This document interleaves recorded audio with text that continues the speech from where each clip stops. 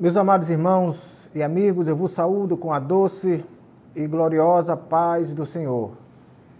Estamos aqui mais uma vez pela graça e misericórdia do nosso Deus, do nosso grande e bondoso Deus, para continuarmos esse trabalho de formiguinha que fazemos, trazendo subsídios para os irmãos na escola bíblica dominical.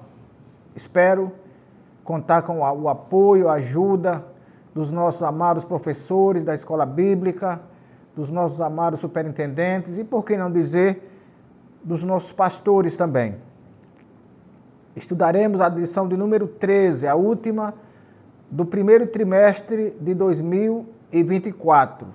Continuamos, pois, estudando o corpo de Cristo, origem, natureza e vocação da Igreja de Cristo no mundo. Da Igreja no mundo. Esse trimestre foi comentado pelo pastor José Gonçalves, que é líder da Igreja Assembleia de Deus em Água Branca, no estado do Piauí. Foi uma honra muito grande estar com você durante todo este trimestre, esses 3 primeiros meses do ano de 2024, e espero contar com vocês ainda mais entusiasmados para continuarmos no segundo, terceiro, quarto trimestre até Jesus voltar. Se você gostar, você pode compartilhar com o seu amigo, com os grupos da família. Espero que você também, que já é inscrito, instigue a outros, anime a outros também se inscreverem, para que a mensagem vá mais longe. Veja como é que está a sua inscrição, se está ativa, para que você possa receber as notificações e, assim, como disse, espalharmos a palavra de Deus enquanto aguardamos a sua volta. O poder de Deus na missão da igreja é a nossa temática de hoje. O texto áureo diz: mas recebereis a virtude do Espírito Santo, que há de vir sobre vós, e ser-me-eis testemunhas, tanto em Jerusalém, como em toda a Judéia e Samaria, e até aos confins da terra. De início, nós podemos dizer que é indisfaçável, é imprescindível o poder de Deus na pregação da palavra. Porque sem esse poder, a palavra vira um discurso, um mero discurso. E ela não vai atingir os corações das pessoas. Na lição passada, nós estudamos sobre o papel da pregação no culto e vimos que, enquanto Paulo pregava para uma senhora rica chamada Lídia, Deus abriu-lhe o coração. Então, esse trabalho da abertura do coração, do convencimento das pessoas que são pecadoras e que, portanto, precisam ser salvas, precisam de perdão, não é feito por nenhum discurso bonito, longo, bem articulado, não é. Tudo isso é feito pelo poder que o Senhor nos deu para que essa palavra possa atingir. Glória a Deus. Então, nós podemos continuar dizendo que Jesus, ao ressuscitar, ele se preocupou em entregar esse poder aos discípulos, para que os discípulos entregassem aos demais, às gerações futuras, sabendo ele que esse trabalho não seria feito de outra forma se não fosse pelo poder de Deus. Nesse sentido, o Senhor Jesus aparece primeiro a Maria Madalena, lá no capítulo 20 e versículo 14 do Evangelho segundo João, que nós Vamos ler. E tendo dito isso, voltou-se para trás e viu Jesus em pé, mas não sabia quem era. Isso aqui João está escrevendo e falando de Maria Madalena. Depois ele aparece aos 10 apóstolos, no mesmo evangelho, segundo João, capítulo 20 e versículos 19 ao 22. Ele apareceu a Maria Madalena, depois ele aparece aos 10, porque Tomé não estava ali. Passo também a ler. Chegada, pois, a tarde daquele dia, o primeiro dia da semana, e cerradas as portas, onde os discípulos, com medo dos judeus, se tinham ajuntado, chegou Jesus e pôs-se no meio e disse-lhes: paz seja convosco. E dizendo isso, mostrou-lhes as mãos e o lado, de sorte que os discípulos se alegraram, vendo o Senhor.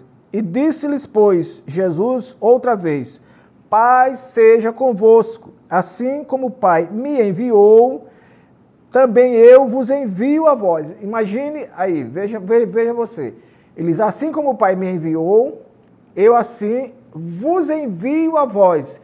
E o que era que os discípulos precisavam para que fossem enviados? Para que, sendo enviados, cumprissem o objetivo para o que haviam sido enviados.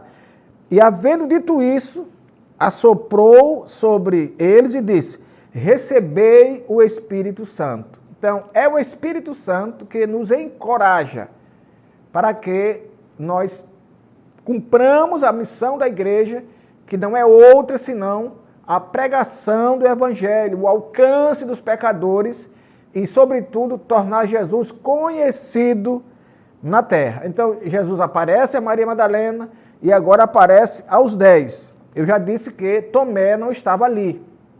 8 dias depois, Jesus então aparece aos 11 e Tomé ali já está. Leamos João capítulo 20 e versículos 26.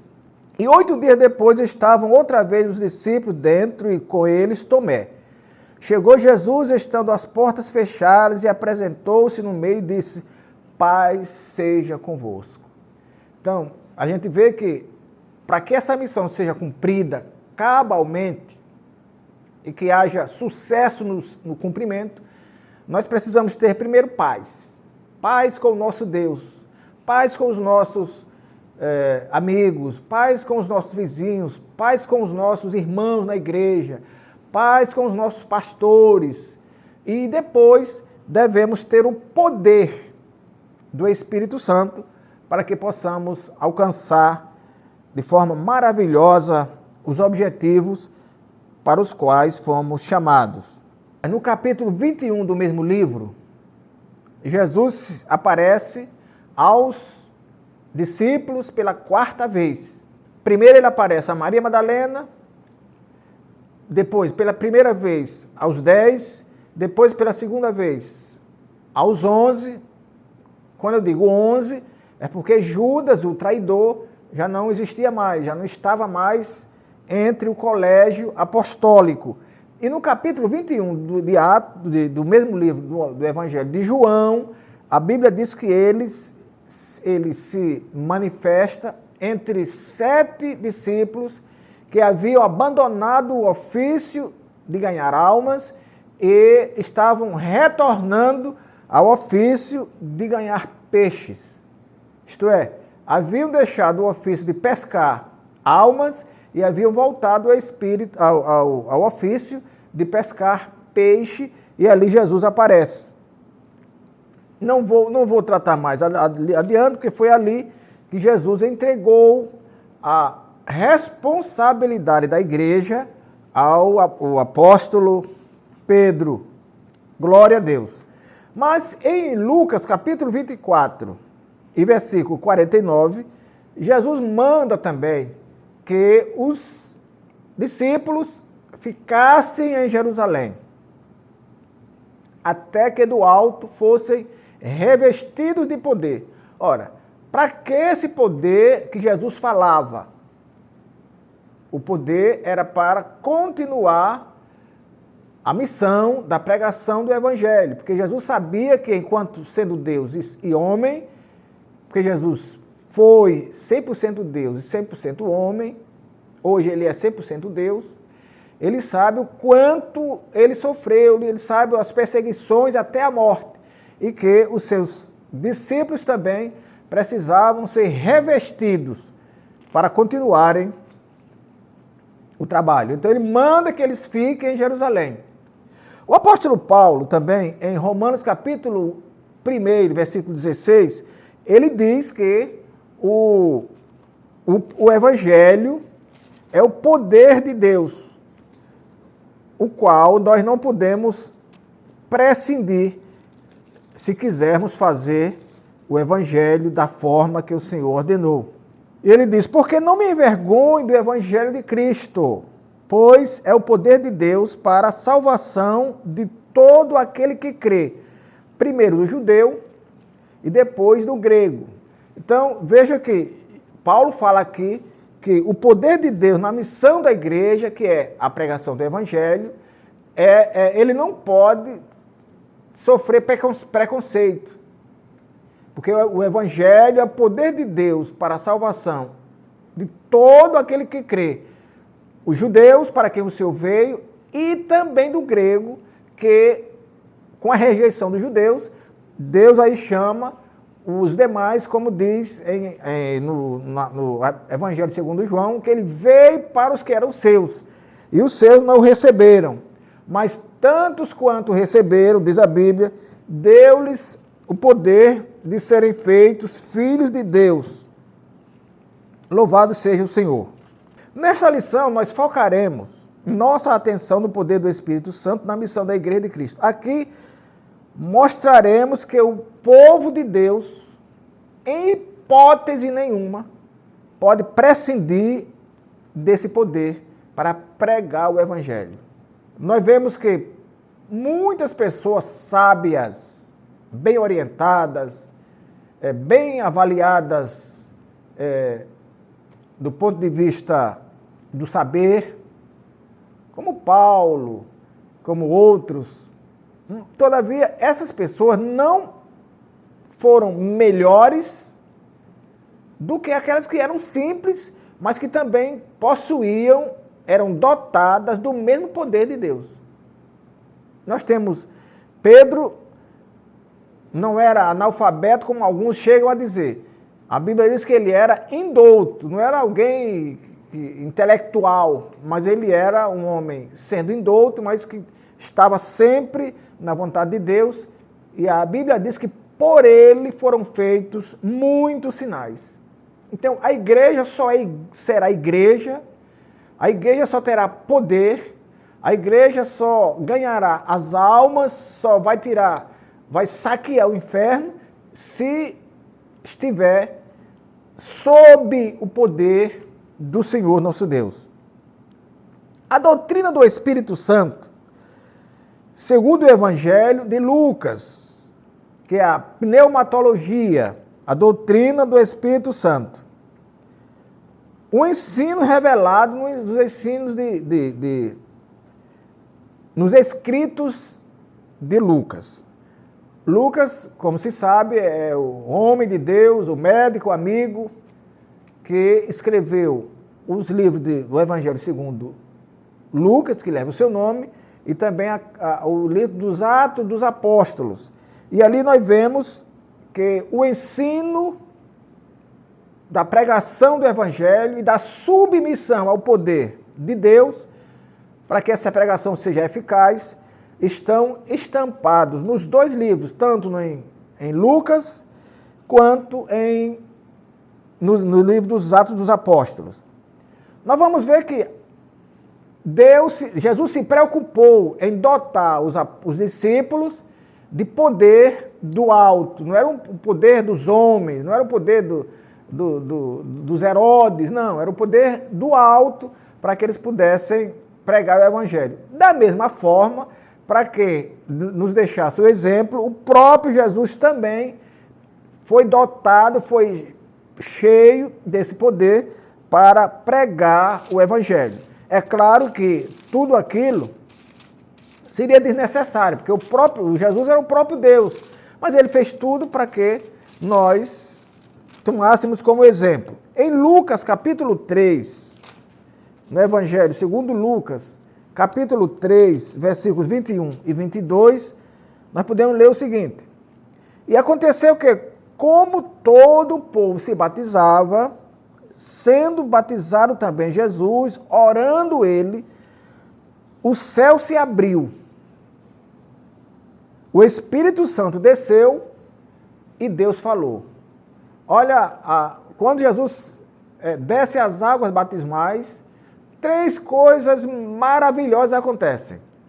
O céu se abre, o Espírito Santo desce e Deus fala. E o que é que Deus fala? Ouviu-se uma voz do céu que dizia: Tu és meu filho amado, em ti me tenho comprazido.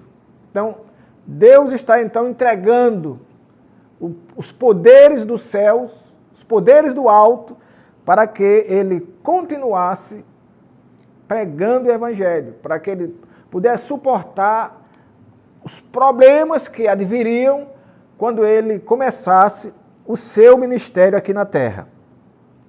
Tudo isso você pode ler nos livros de Lucas, do Evangelho de Lucas, e também no livro dos Atos dos Apóstolos. Ainda em Lucas, capítulo 4, versículos 18 e 19, nós podemos ler o seguinte: o Espírito do Senhor é sobre mim, Jesus falando, pois me ungiu para evangelizar os pobres. Enviou-me a curar os quebrantados de coração, a pregoar liberdade aos cativos e dar vista aos cegos, e a pôr liberdade os oprimidos, e anunciar o ano aceitável do Senhor. Então, para isso ele veio, e ele diz que o Espírito do Senhor é sobre mim. Isto é, o poder de Deus, por meio do Espírito Santo, era sobre ele, como também é sobre nós, quando estamos dispostos, quando colocamos-nos à disposição do Senhor para pregar a sua palavra. E pregar da forma bíblica, fazemos a pregação bíblica. Aquela pregação que, à medida que nós jogamos a rede, nós cremos que essa rede trará os peixes. Isto é, isso é figurado. Quando nós entregamos a palavra, eu tenho que crer que essa mesma palavra, por meio do Espírito Santo, vai convencer o homem do seu pecado, da justiça e do juízo. Então, todos, assim como Jesus fez, todos devem ter o enchimento do Espírito Santo para que aconteça a eficácia da pregação. E a eficácia da pregação é a salvação das almas. Então, esse enchimento do Espírito Santo é uma experiência concreta. Todos nós sabemos que isso é uma experiência concreta. Todos nós que nos dispomos a pregar o Evangelho, sabemos que nada faríamos se não fosse o Espírito Santo. O livro de Atos dos Apóstolos é o livro histórico do Novo Testamento que mais se vê isso. Como Deus operou maravilhas. Homens que foram dotados de um poder sobrenatural de Deus para avançar na pregação do Evangelho, mesmo sabendo os perigos que corriam. O apóstolo Paulo falou muito bem disso, ele sabia os perigos que ele corria, mas ele não renunciou tão grande missão. E ele dizia que, escrevendo aos Coríntios, ele dizia: olha, eu não me exalto enquanto prego, mas ai de mim se não pregar. Isto é, ninguém deve achar que é superior enquanto prega. Nós apenas recebemos chamados. E ai de nós, que tendo recebido esse chamado, não avancemos nele. É claro que uns são dotados, como a Bíblia diz, que uns vão colher, plantar e colher a 100, outros a 60, outros a 10, isto é, não são todos que colhem da mesma forma. Deus tem os seus preparados para que uns colham mais, outros colham menos, mas que todos colham. E tudo isso só vai acontecer quando nós tivermos esse enchimento do Espírito Santo. Fora disso, nada vai acontecer. Vamos ler aqui em Atos capítulo 5, Atos dos Apóstolos, capítulo 5, versículo 32. E nós somos testemunhas acerca destas palavras. Nós e também o Espírito Santo que Deus deu àqueles que lhe obedecem. Então, quando nós obedecemos a Deus, Deus nos toca com o seu Espírito Santo. E agora, na prática da pregação, na prática dessa missão, nós vamos ver cabalmente, concretamente, o quanto ele opera em nós para que possamos fazer o trabalho. A doutrina pentecostal clássica, desde os primórdios, desde o início da igreja, a doutrina pentecostal clássica afirma que o falar em língua é o sinal inicial, a evidência inicial do batismo no Espírito Santo. Isso está no livro dos Atos dos Apóstolos, nós não vamos ler, mas sabemos que esse enchimento do Espírito Santo, essa doutrina clássica que é pentecostal porque desceu no dia de Pentecoste, quando se estava festejando o Pentecoste lá em Jerusalém, é uma doutrina que nós cremos e que vem de lá do início, de que nós, ao sermos batizados no Espírito Santo, nós falamos em novas línguas.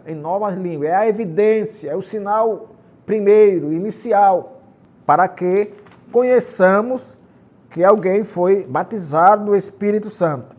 E esse batismo no Espírito Santo é exatamente o revestimento que Jesus falava lá em Lucas. O revestimento de poder para que pudesse pregar em Jerusalém. Veja que ele fala, tanto em Jerusalém, como em toda a Judéia e Samaria e até os confins da terra. Então não era um lugar, você prega em Jerusalém, depois prega na Judéia. Não, isso é simultâneo. Uns têm que estar em Jerusalém, outros estarão na Judéia e outros até os confins da terra. O Espírito Santo capacita as suas testemunhas. Eu já disse isso lá atrás e não vamos repetir muito.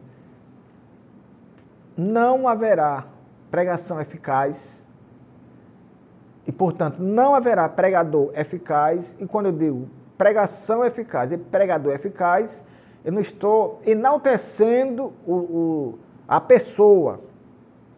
Não estou dizendo que as pessoas é que são eficazes, é que são competentes, é que são bem avaliadas. Não. Quando eu falo de pregador eficaz, eu estou dizendo que é aquele que está submisso a Deus para ganhar almas. Que a eficácia é exatamente quando você joga a rede e traz os peixes. Se você joga a rede, pode jogar o tempo todo, o dia todo, as 24 horas, e você não traz os peixes, onde é que está a eficácia? O que houve aí foi perda de tempo. Você não foi eficaz. Glória a Deus. Mas para que essa eficácia aconteça, nós deveremos ser capacitados pelo Espírito Santo. As escolas teológicas nos ensinarão a entender a Bíblia da forma estudada, as teologias, as interpretações, mas o poder para atingir o coração das pessoas, para abrir o coração das pessoas, como foi lá em Lídia, em Jope, isso só vai acontecer quando eu conheço a palavra e também eu sou capacitado pelo Espírito Santo para fazer. Então, quando eu tenho o ensino teológico e eu tenho a capacidade do Espírito Santo, que não é uma coisa minha, é uma graça que Deus me dá, então eu vou ganhar as almas. Eu vou estar pronto a saquear o inferno e tirar as almas que estão perdidas, trazendo-as para o céu. Isso é tão maravilhoso que isso não está preso, isso não é privativo dos grandes, não é privativo do pastor, do presidente, dos ministros. O maravilhoso disso é que qualquer pessoa pode ser capacitada pelo Espírito Santo e ganhar almas. A gente conhece pessoas que, lá da simplicidade da igreja, são exímias ganhadoras de almas. Não tem formação teológica, mas tem submissão a Deus e a sua palavra. Então Deus usa essas pessoas para ganhar almas. E eu quero dar um nome aqui, eu quero me referir ao nosso irmão Domingos, lá que congrega na igreja do Augusto Franco II. É um homem já partindo para os 80 anos, mas de uma coragem extraordinária. É um homem que sempre está nos sinais de trânsito, só ou acompanhado, entregando literaturas para que o reino de Deus seja engrandecido. Sempre aos sábados, à tarde, ele está lá fazendo esse trabalho. Não é um doutor, não é um intelectual, não é um ministro do evangelho, não é nenhum oficial da igreja, mas é alguém que se incomoda com as almas, está lá ganhando. Isso aqui é maravilhoso, porque não é dos grandes, é dos submissos, é dos que querem fazer. Da mesma forma que Deus capacita o crente para fazer individualmente, como faz com o nosso irmão Domingos, como faz com tantos outros, ele capacita também a igreja para fazer de forma coletiva. No contexto literário e doutrinário de Lucas, a igreja do Novo Testamento é vista como portadora de uma missão profética. Nós podemos ver isso. Paulo disse que Jesus falou ao ter ressuscitado, ele se apresentou também, além daqueles que eu já tratei anteriormente, ele se apresentou a mais de 500 irmãos que naturalmente estavam reunidos numa igreja. Se a Bíblia diz que ele apareceu de uma vez a mais de 500 irmãos, é porque esses irmãos estavam reunidos em uma igreja. E eles estavam, portanto, recebendo a capacidade de Deus. Alguém estava liderando ali aqueles irmãos para que eles pudessem continuar a obra que o Senhor tinha iniciado e que agora, tendo sido levado aos céus, alguém deveria fazer. Glória ao Senhor. O Espírito Santo como fonte geradora de missões. Missão todos nós já estudamos aqui há alguns meses atrás, a missão é você fazer alguma coisa, é você ter uma incumbência, é você levar uma mensagem. Da mesma forma quanto o evangelismo lá na praça, na esquina, na rua, ela não pode prescindir do Espírito Santo como fonte geradora, como alguém que vai usar aquela pessoa que se chama de missionária, aquela pessoa que está indo levar a missão. E quando nós falamos aqui nessa missão, nós não estamos falando das missões transculturais apenas. São elas as transculturais, mas também são as missões locais, as missões domésticas, que muitas vezes as pessoas enchem o ego para falar de missão transcultural, como se a missão transcultural, o missionário transcultural, fosse alguém que fosse elevado a um patamar superior. Ele agora era pastor, ele deve ser, no mínimo, apóstolo, porque ele agora é um missionário transcultural, é alguém que transpôs os limites do seu país para pregar o evangelho do Senhor. Mas isso não dá status a ninguém. Ser um missionário transcultural não significa dizer que alguém foi promovido e que agora o status dele é outro. Não, é alguém que, quanto mais ele sobe nesses cargos, ele tem que descer, porque senão Deus não usa, e se Deus não usar, as almas não serão ganhas e, portanto, o trabalho será em vão. Agora, tudo isso tem que ser feito pelo Espírito Santo. A Bíblia diz que lá em Antioquia, e foi de lá de Antioquia, Antioquia que dá o nome a esse nosso canal, que o apóstolo Paulo fez as 3 viagens missionárias. E não foi alguém apenas que escolheu Paulo, ou ele que se escolheu a ele mesmo. Não, a Bíblia diz que foi o Espírito Santo que os chamou. De forma maravilhosa, o Espírito Santo chamou e a igreja enviou. Eu quero ler com você aqui, no capítulo 13, que é aqui de Atos dos Apóstolos, é quando Paulo recebe a liderança da igreja, do trabalho. Então, no capítulo 13, versículo 1, está escrito assim: na igreja que estava em Antioquia, vejamos que Antioquia não estava no território da Palestina. Era uma igreja gentílica. Havia ali profetas e doutores a saber. Barnabé é aquele que, quando Paulo foi rejeitado em Jerusalém, ele foi a Tarso devolver Saulo, que Tarso era a terra dele. Depois ele volta a Jerusalém. E como houve um esforço muito grande de pregação do Evangelho em todas aquelas regiões, esse esforço chegou também a Antioquia. E em Antioquia, a Bíblia diz que Deus estava fazendo maravilhas. Essas notícias chegaram a Jerusalém. Os líderes da igreja em Jerusalém, apesar de que Antioquia não estava subordinada à igreja de Jerusalém, eles mandam Barnabé para lá. Barnabé vai e lá ele entende que Deus verdadeiramente está fazendo coisas grandes. Barnabé, então, a Bíblia diz que ele vai procurar Saulo aonde ele havia deixado. E encontrando, a Bíblia é muito enfática quando diz isso, e tendo encontrado, levou Saulo para ser o seu auxiliar lá em Antioquia.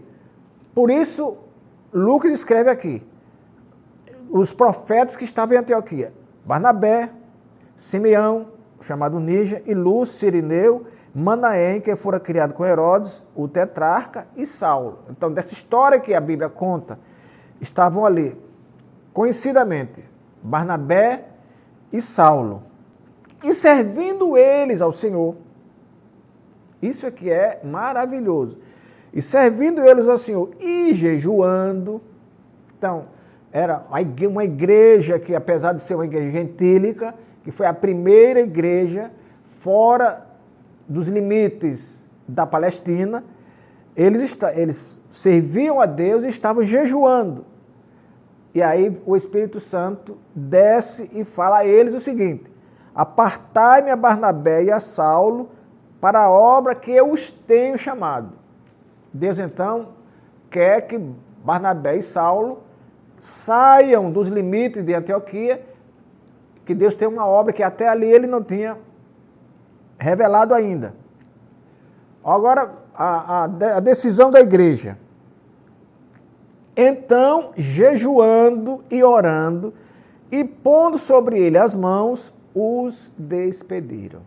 Então, todo o sucesso que você vê, quando você estuda o livro dos Atos dos Apóstolos, ou mesmo outros historiadores, como Eusébio de Cesareia, segundo grande historiador, depois de Lucas, você vai ver que foi o Espírito Santo que capacitou homens e mulheres de Deus para pregar o Evangelho. A Bíblia fala de um casal abençoado, chamava-se Priscila e Áquila, que também se dispuseram a fazer a obra de Deus, de forma que elas disseram a Paulo: se vocês acham que nós caímos na vossa graça, ficai em nossa casa.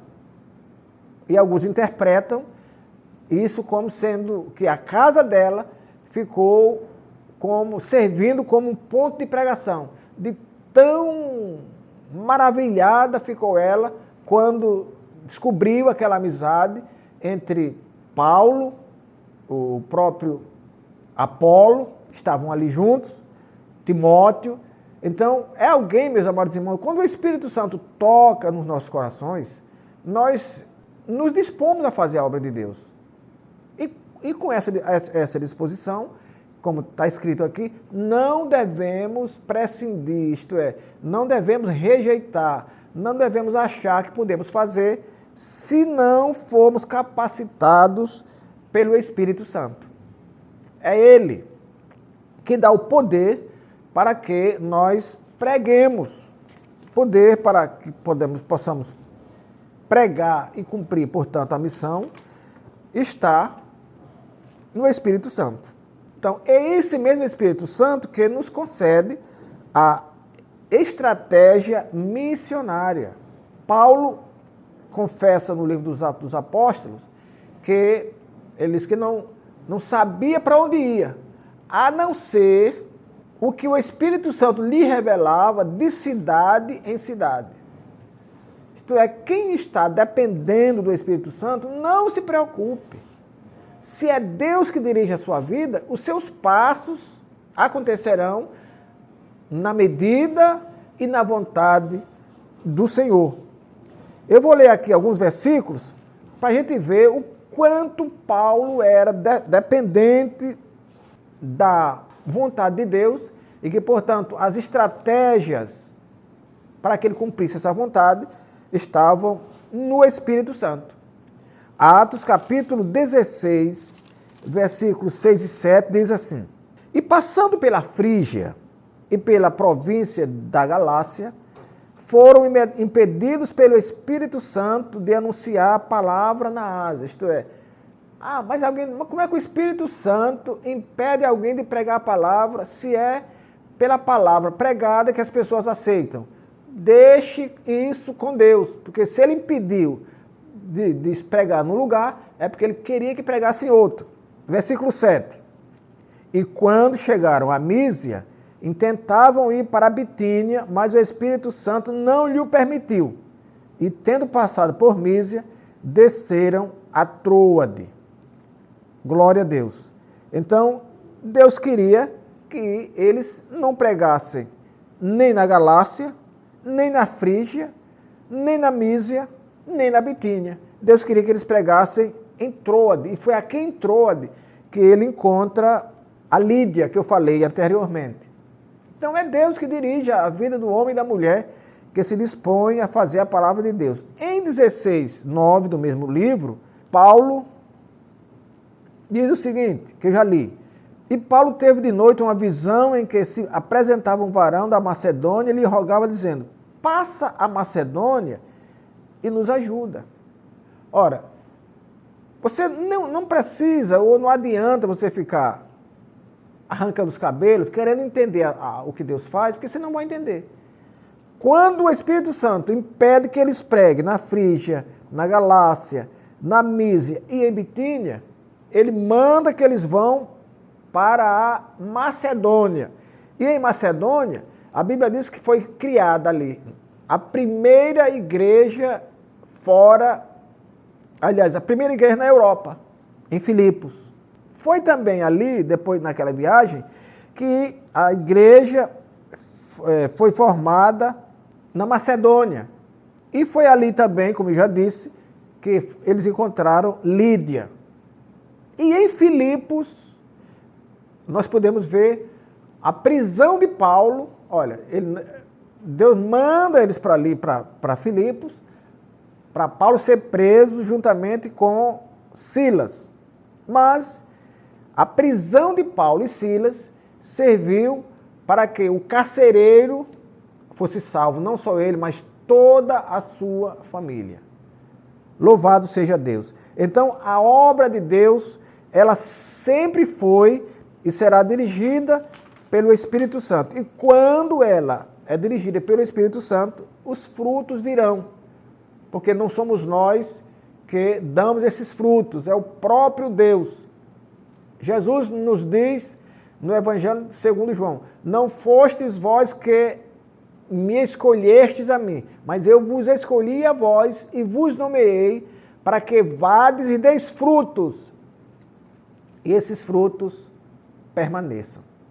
Nós só daremos esses frutos se Deus for conosco. Então, meus amados irmãos, encerramos esta lição e, consequentemente, este trimestre, mostrando que o Pentecoste faz toda a diferença no cumprimento da vocação missionária da igreja. Então, preparemos-nos para o próximo trimestre, para que continuemos fazendo este grande trabalho do Senhor até que Ele venha buscar a igreja. Que o Senhor nosso Deus nos abençoe, nos guarde até o nosso próximo encontro. Inclinai os vossos ouvidos e vinde a mim, ouvi e a vossa alma viverá.